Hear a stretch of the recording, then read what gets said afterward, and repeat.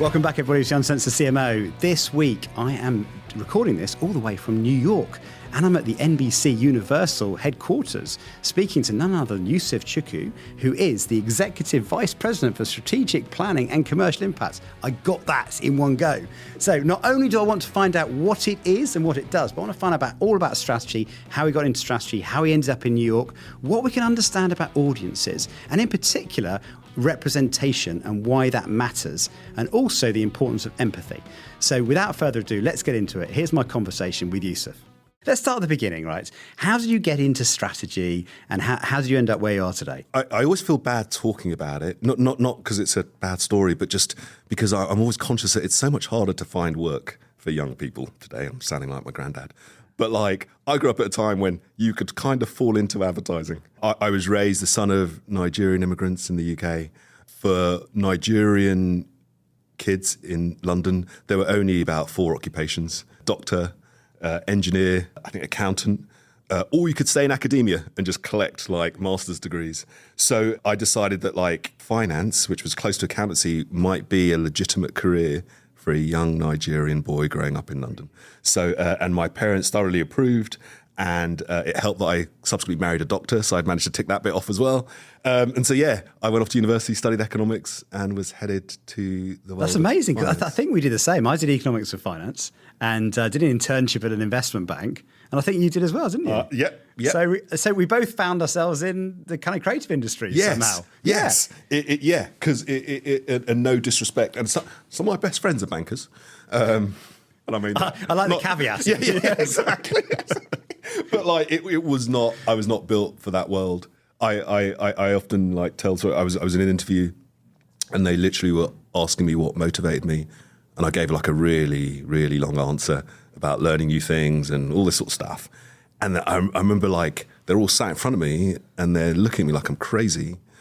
And then one of them's like, "What about money?" And I was like, "Oh yeah, money, yeah, I like that." He goes, "No, do you love money?" And that was he probably was a dick, but actually that was that really helped me kind of, because I thought about it in the room, and I was like, nah, I don't love it. I mean, I want it, and I can buy some cool stuff. But yeah, I don't love it. And he was like, "Well, look, if you don't love money, then you can't work here. It's the love of money that drives us to do what is necessary to make money. And if you don't love it, you won't do what's necessary." And I'm like, "Yeah, you're probably right." It's funny, I almost the same experience as you. I looked around me, I was working at a big merchant bank in the city and doing the same thing every day. And there was no sense of team or being part of something. Everyone was just, managing their own positions and maximising the profit for that month, and felt very soulless, didn't it? And awful. And so, I guess you, I had a career crisis at a very young age, because that was what I was going to do. I knew I was going to work in finance. So in fact, I knew I was going to be a trader aged 13, 14. So everything up until that point, I was reading the FT at 16. I was so ready for this. So it when you realize that all your plans are not going to work out and you're 21, it's a little bit. So how did you go from there then? You set yourself up, you spent all that time reading the FT, getting ready for this finance career in investment banking. How do you make the jump from there then to creative? So I had an amazing summer, hanging out, and then slowly people started getting on with their lives. People went off, started postgraduate degrees, other people started their graduate jobs. At that point, I was like, I kind of maybe need to find a job. And so I actually, funnily enough, took a job selling media space at the Independent, which I did for a few months. I was very bad at it. But interestingly, during that period, I saw a job advertised for a TV buyer. I had no idea what TV buying was.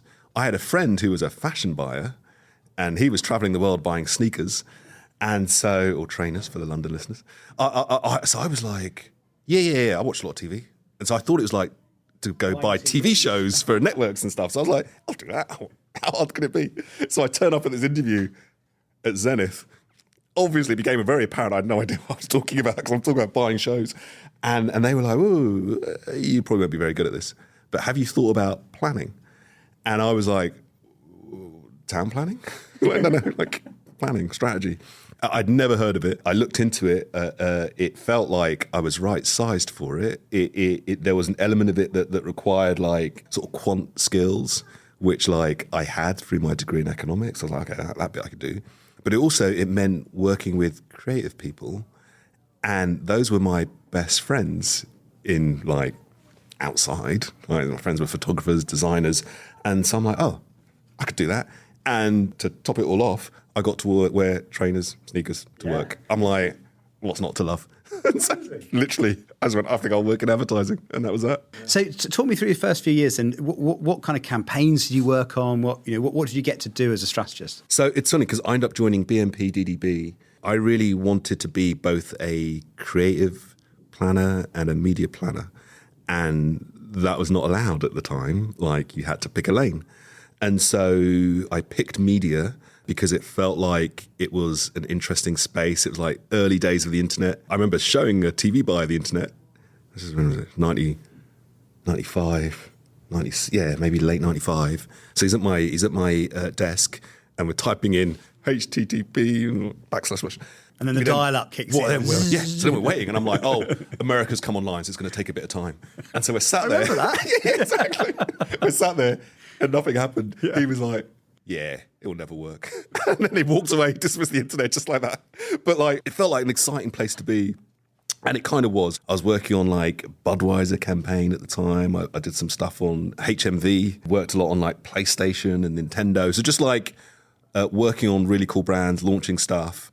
And I just really enjoyed thinking about the context in which advertising like lived.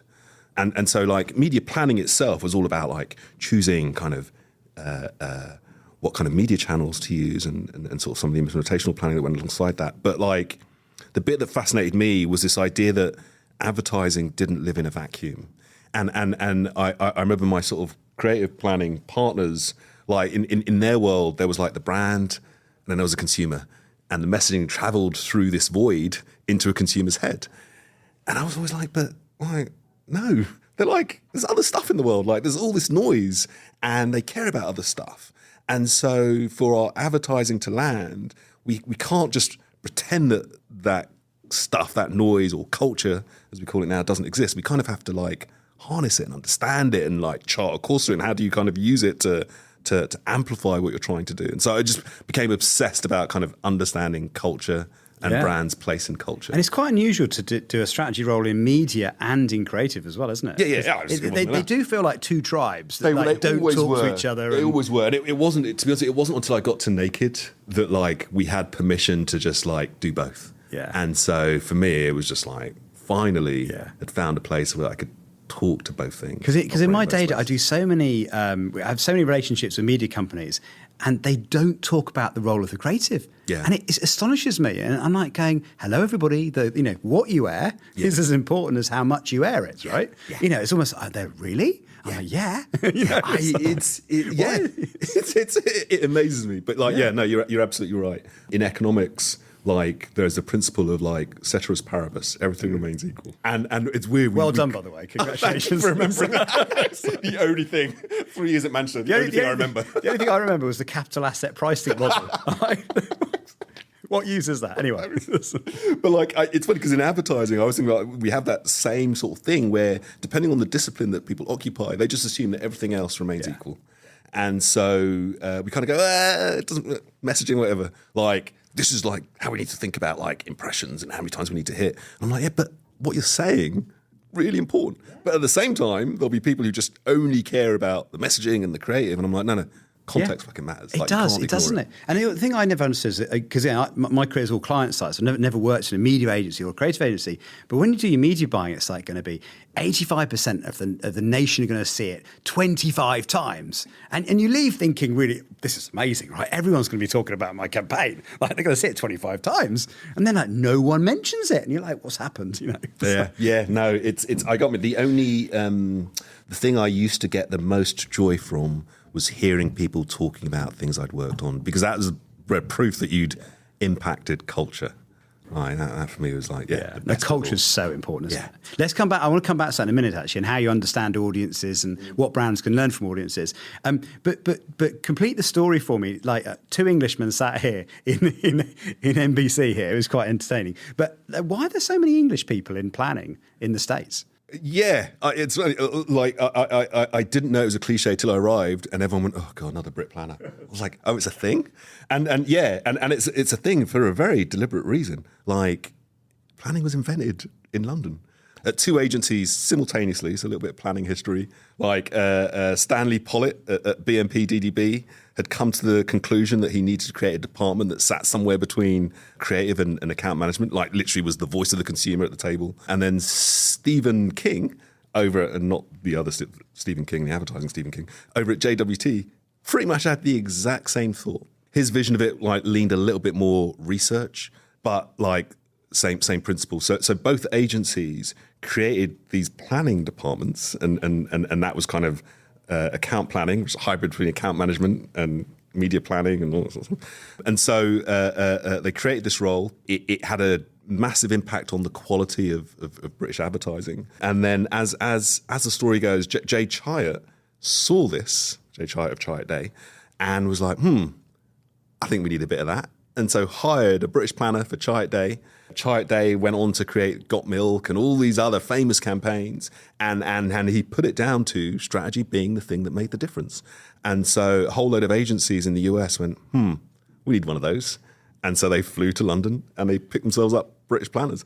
And that tradition kind of carries on to this day. Yeah. And here you are at the biggest media organisation in the US. Yeah. Wow. What's the difference in terms of the role now, being within a media organisation, obviously, that makes a lot of the most famous programmes, not just in the US, but around the world, I mean, it's funny, actually, I was going to ask what some of your favourite programmes are. I've got two young daughters. Well, so I keep saying two young daughters, and they're teenagers. They'll tell me off, Daddy, we're really grown up now. But anyway, but they are obsessed with Friends, what I mean? And it's like, it's really funny. I mean, Friends aired just after I left university or whatever, but it was a thing at the time. Yeah. Amazing how some of these shows that are still going now, 30 years on.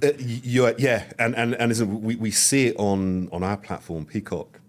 And actually, there's I have a kind of a theory behind it. And it's borne out by kind of like a lot of the viewing behaviour. But when I was growing up, I was very into music, right? And so I ended up, inheriting my dad's record collection. Basically, I stole it during the divorce and the confusion. But like, discovered like James Brown. And I was listening to a lot of hip hop at the time. So I'm like, whoa. Like, this is the beat from like, and so like, just opened up this world of like jazz and funk. And so I'm playing stuff to my dad going out. And he's like, yeah, we used to listen to that back in the 60s and 70s. But I'm like listening to it like it's new. And that's been like, youth culture has always done that. They've also like found inspiration from the past and like, taken it up as their own. And I was obsessed by like kids dressing up like they're 90s ravers. I'm like, oh shit, I remember that the first time. Those tracksuits never looked good then. Like, certainly don't look good now. So it's happened in fashion and music. I think the advent of streaming and the ability to access back catalogue programming has also meant that like you're seeing a generation of young people doing the same thing with television viewing. And so they are finding, my kids are the same. They're watching The Office, but for the first time. This is not a retro thing. My daughter likes Cheers. Yeah. Who would imagine? Yeah. Right? And so like they're able to like indulge in this stuff from the 80s and 90s, not as a kind of like, I'm nostalgia. It's like, no, I'm discovering this for the first time and loving it because it's quality. And that streaming has enabled them to do that. There is like one of my current favorite shows is Poker Face. I love it. And I don't know if you've seen it, but it's like the lead in it. It's on Peacock, by the way, I should say, for those that don't know where to find it. But she basically solves crimes, but she has this ability to see when people are lying. But what's interesting is she does it in this kind of like bumbling, kind of like not smart, but like things just stick it and it bugs her. And so we were watching it, and my wife's like, oh my goodness, she's just like Columbo. I'm like, you're right. Yes. She is. And my daughter was like, what's Columbo? I'm like, I'll put it on next. Yeah. And so we watched an episode of Columbo. You watched Columbo? Brilliant. I thought that was just us. I hadn't realised that it had popped. And like we could see like a whole load of people watching Columbo as a result of like Poker Face. And I was like, of course, because we can do that now. You can find the source material for shows that you love and go back and like discover new ones. And just so this ability, particularly for like Gen Z, to like discover stuff for themselves, which they couldn't do before. But streaming makes that possible. It does, doesn't it? It's really interesting. I mean, so I know you've read Orlando's books, haven't you? Yeah. One of the really simple frameworks he uses in there, he describes kind of character, instant, and place as the 3 ingredients to a great ad. But actually, it's the same with all these programs, isn't it? You've got characters that you can relate to. You've got an incident, something happens, and then you've got a familiar place, whether it's set in a kind of New York apartment or the Cheers bar or whatever, isn't it? And it's as long as you've got good acting and good storylines, it's not more than that, isn't it? In a lot of cases. Stories are stories. Like I always talk about we've been telling ourselves stories since like we could scrawl things on the side of caves, and we'll be doing it well into the future. And a story's ability to travel is the thing that never ceases to amaze me. We did some work a year or so ago, I think it was now, where we were looking at like essentially like what was very specific small stories from different parts of the world, but like their ability to kind of attract a global audience. And so it's always funny whenever we think about appealing to people, and you always think about like lowest common denominator as like, okay, well, and the more you tell these things that everyone kind of understands. But what's interesting is when you get really narrow and really specific, is actually at those points that people really start to see themselves and understand that. So a story might be set a million miles from where I live in a situation that just does not resemble mine in any way. But people, their motivations, like all of that, I totally get. And so as a result, like we find ourselves drawn to these stories because often that's the power of stories. I find we'll talk in a minute about representation, but the power of stories is you can start living someone else's life, can't you? Totally. And actually, it allows you to see things that you wouldn't have seen if you hadn't have done it.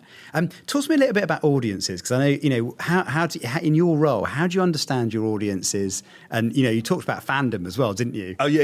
As a concept, which I quite like. Yeah. When I think about kind of what we do as an organisation, NBCUniversal, we obviously create premium content, invest billions every year in creating it.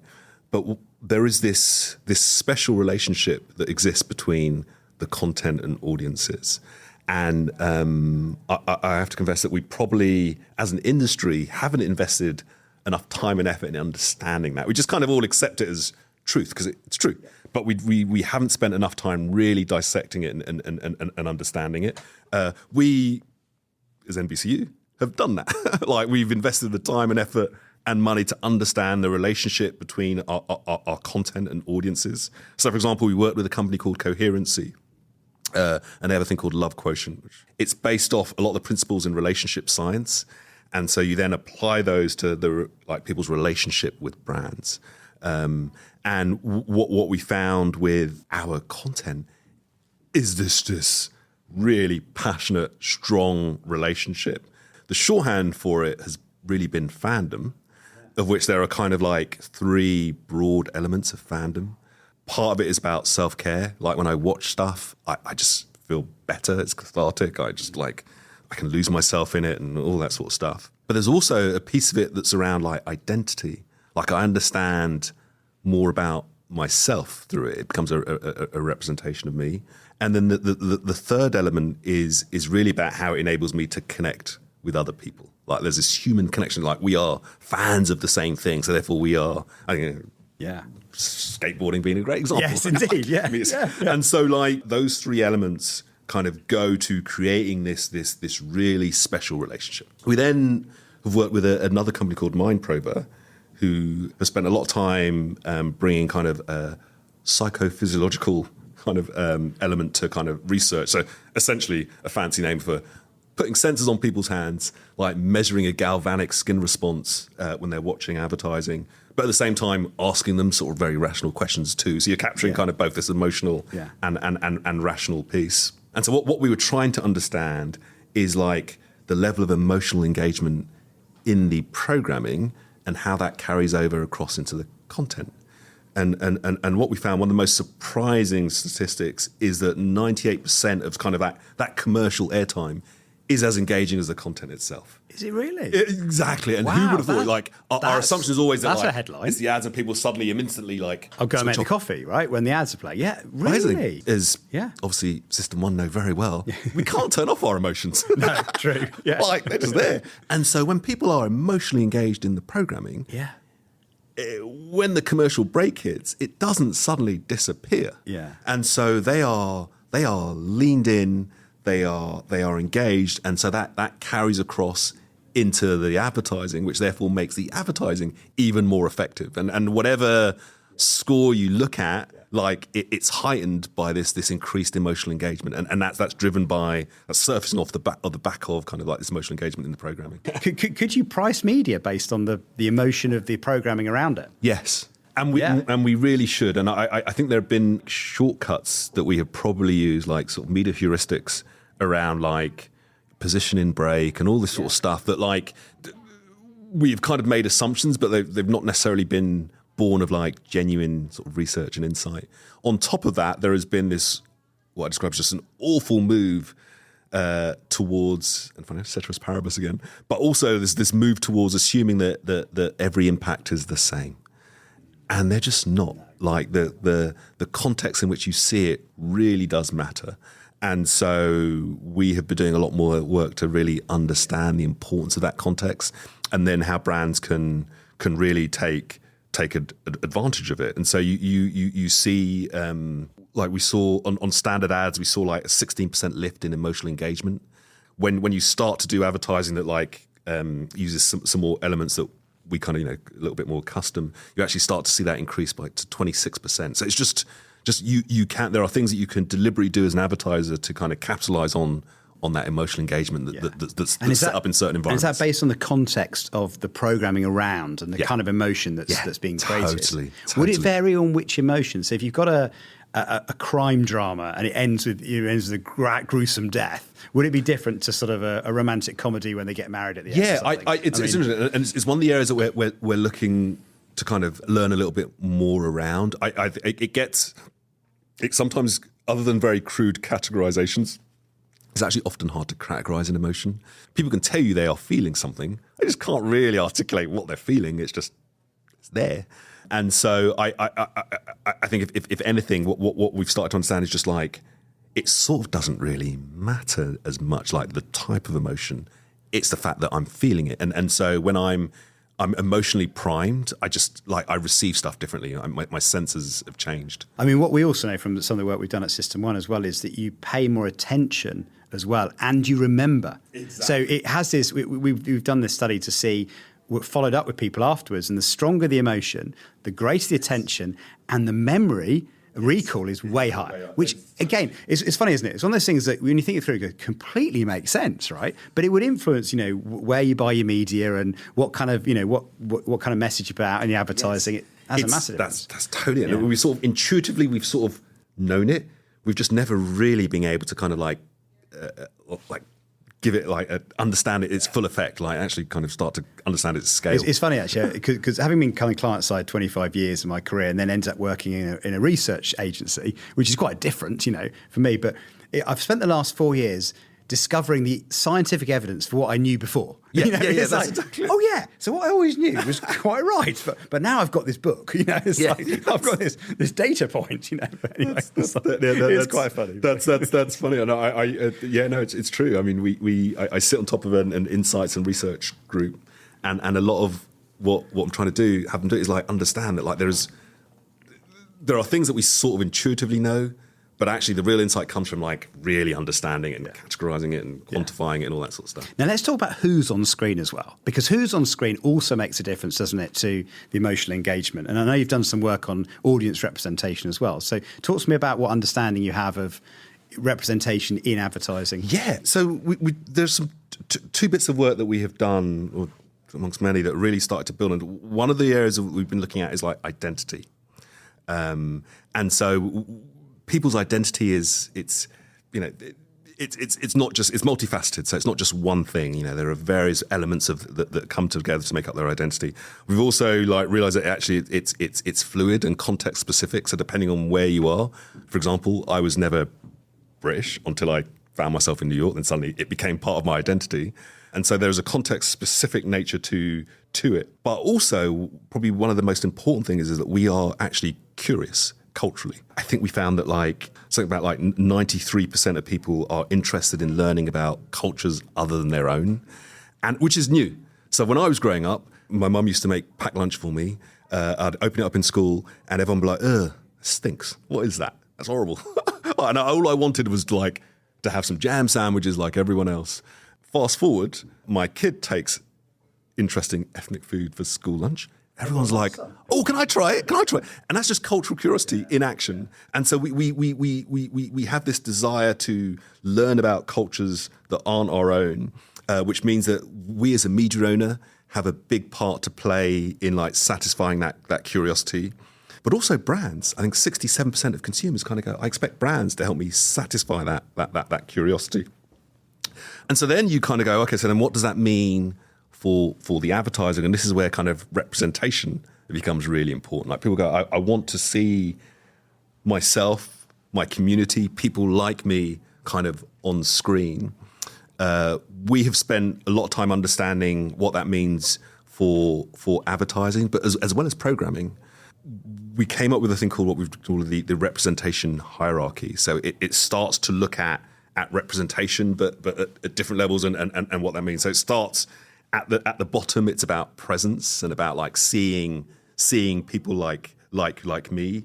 It then goes up to cultural signifiers. So now I want to see things that represent my culture. These little things that are very specific to my culture, the music, the situation, all that sort of stuff. Then there's empowerment. So I want to see my culture, my people uplifted and see us in situations that are beyond stereotype. It's about uplifting us. And then there's full integration at the top. So now I want the full kind of richness of my culture, fully interweaved into the story.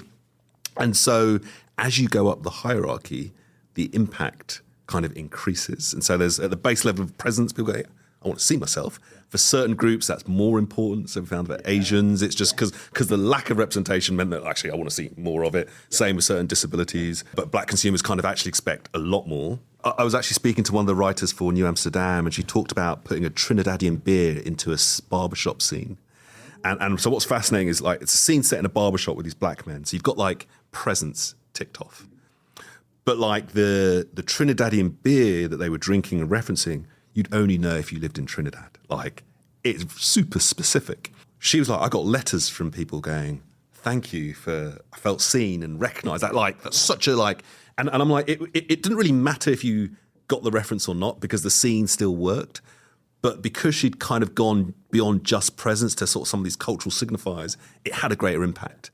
And so I'm always for advertisers, there are these, for want of a better word, Easter eggs that you can put in that actually have this huge outsized impact because people feel seen. Oh, it's so funny. You give me a little weird flashback, actually. So at university, I lived with a Nigerian and a Ghanaian and an Indian, right?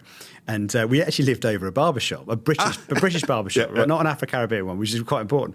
I remember saying to Kende, why are you travelling 20 minutes? We live over a barbershop. They literally fell about laughing at me. I'm like, what? But it's what you say, isn't it? Yeah. It's that cultural understanding. And it's funny because actually I didn't really care about the race of my barber.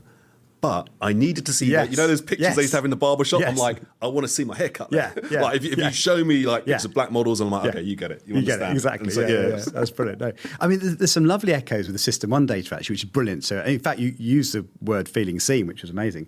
And one of the things we wanted to understand is how do other people feel when they see different cultures represented? Because, I noticed some nervousness with some advertisers going, well, if I'm going to, in the niche kind of Trinidadian, barbershop scene, you think, well, what's everyone else going to think? They feel excluded. But the amazing thing we found in our study actually is that diverse advertising unites us as long as you tell the story well. And so it's interesting. I'll just go and quote some of the stats that we found. So we tested 98 ads in the US. And we looked at how diverse advertising compares to non-diverse advertising, for want of a better word, right? And what was amazing is in the 98 ads we tested, 37 saw a statistically significant improvement of half a star, so on our 5-star rating. 20 saw a drop. So it wasn't quite. It's interesting. We did it in the US and the UK. In the UK, let me get this right. In the UK, everything went up, but from a lower base. Now, this is what the interesting thing in the US is, that diverse advertising all perform better versus non-diverse. So one of the questions we got asked is, well, okay, we get that, John, but maybe just progressive advertisers are the better advertisers. They tend to do more of the diverse advertising, and that's why it's better. So are you sure it's a diversity? So this is what we did. We took all Apple advertising, non-diverse versus diverse. The average star score was 2 for non-diverse, for Apple, obviously very capable advertiser, 3.8 for their diverse advertising. So even taking, a very big advertiser, Coke from 2.9 to 3.9, Nike from 2.5 to 3.6. So even with massive advertising, in every case, there was an uplift. But the thing we found is that when you show diverse advertising to the audience represented, not only does everyone else also enjoy it, but the audience represented, because they feel seen, you just see this massive boost in happiness on our kind of face trace. And the thing that really stood out, actually, which was a bit of of course, is when we ask people how they feel, we ask them to tell us how intense the emotion is, right? So, on a scale, is it just a minor, is it a strong emotion? And it's a strength of feeling. That's what it is, because, I remember Addy Rawcliffe at ITV, who we did the original study with, we were watching an ad with a pregnant black woman in it. Now, and she's, pregnant. Sorry, not to say she's pregnant. Sorry, she's a black mother of 3. So obviously, had been pregnant. She wasn't pregnant when we did it. Anyway, but she was just, I've never seen a pregnant black woman in an ad before. And it just was, so I felt emotional watching the ad, but she just felt it more. Yeah. And that was the thing, but it's certainly not divisive. It's like, we found that in every case, as long as it's well done. Yeah. Caveat. Yeah, still has to be good advertising. Yeah. Make a good ad. Yeah.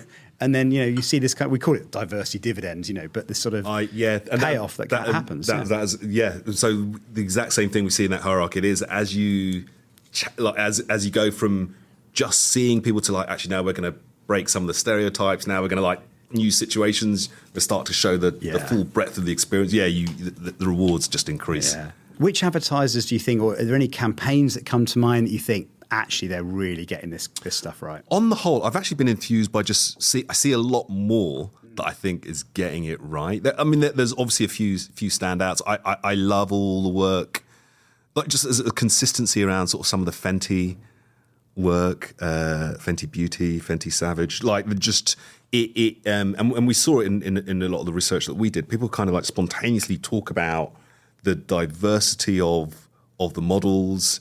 Disability is recognised. There's mixed race models as well. But it never feels forced. It's just the way in which the brand behaves. So there's just this simplicity and ease to which it does it that I think people really, really like.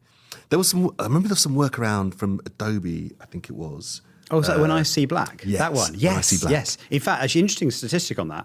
That had the biggest diversity dividend of anyone in our study. Yeah. So it was 2.5 for general population. So that was right in the middle of our scoring system. Yeah. It went 5.9 if you were black, because it really triggered something positively. In terms of I get it. This idea, because it's black sports people, I see it all the time. Yeah. Black creators, which I know exist. Never see. Yeah. And so suddenly that's exactly it. Now I'm starting to really got. And there is that novelty thing that's really important. I don't mean novelty in a negative sense, but I mean, you talked about before the uplift depending on whether you normally see yourself. So we found the same thing. Asians, very underrepresented. Yes. And when they see themselves, massive dividends. Yeah. And I think the thing that we're picking up at the moment is disability. That's where we need to be leaning into, because, again, massively underrepresented. And there's amazing, I think it was a MasterCard ad, blind woman in this ad. It was incredible. And they'd actually designed the ad for a blind person. And then suddenly when you watch it, you go, of course, it allows you to see what barriers they must be facing. But even the advertising, the fact that and now we see the logo, and now you see the little card, and it talks you through the whole ad as you watch it. It's quite powerful. Actually, that I know that campaign. That is a great example. It's actually something I tell people to do.